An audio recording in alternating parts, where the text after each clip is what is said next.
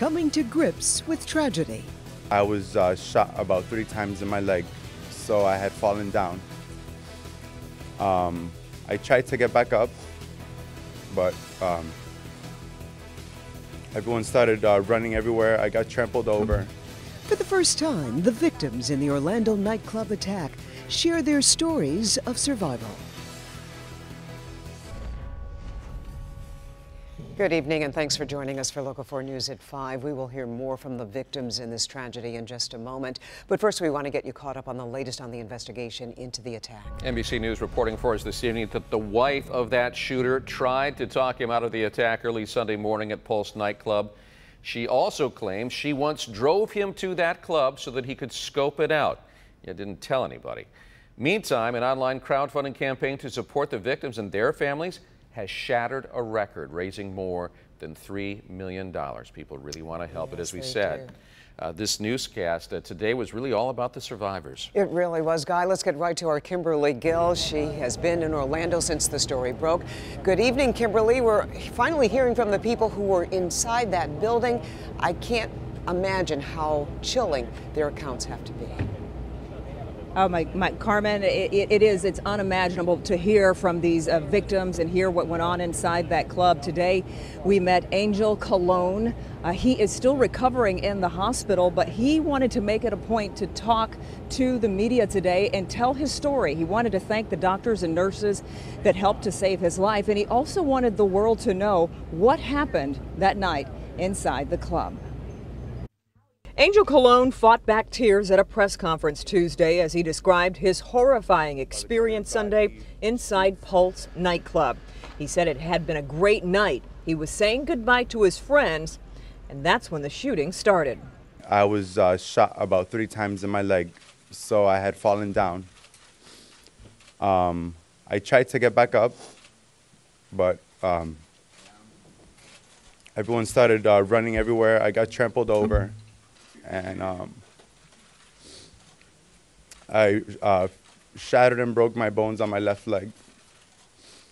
So by this time, I couldn't walk at all. All I could do was just lay down there while everyone was just running on top of me. Colon said the suspect went into another room to kill more people. He thought he was safe until the gunman came back, shooting everyone again to make sure they were dead. I can hear the shotguns closer, and I look over and he shoots the girl next to me. And I'm just there laying down. I'm thinking, I'm next, I'm dead. By the glory of God, he shoots towards my head, but it hits my hand. And then he shoots me again, and it hits the side of my hip. After that, Colon says the gunman began battling with cops. An officer then came to help him. He starts to drag me out across the street to the Wendy's, and I'm grateful for him, but the floor is just covered in glass. So he's dragging me out while I'm just getting cut. My behind, my back, my legs. I don't feel pain, but I just feel all this blood on me from myself, from my other people. Just absolutely gut-wrenching to hear him describe what happened in that club Sunday night. For the first time, we are able to kind of see from this vantage point where the reporters are being staged, the P there for Pulse nightclub down about 2 blocks from where we are right now. And as Angel Colon was dragged out of that club, he says he was eventually put into an ambulance and taken to the hospital.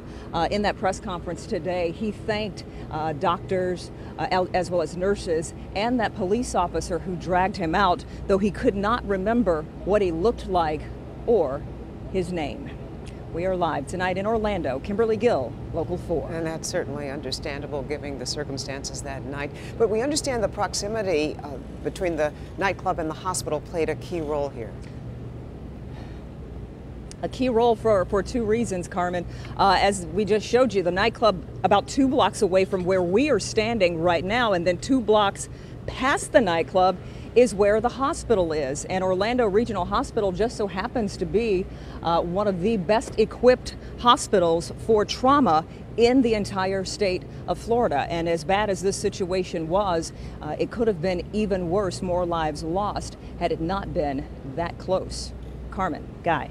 Back to you. Well, certainly our thoughts and prayers are with the people of Orlando tonight. Our Kimberly Gill reporting for us live. Thank you, Kim.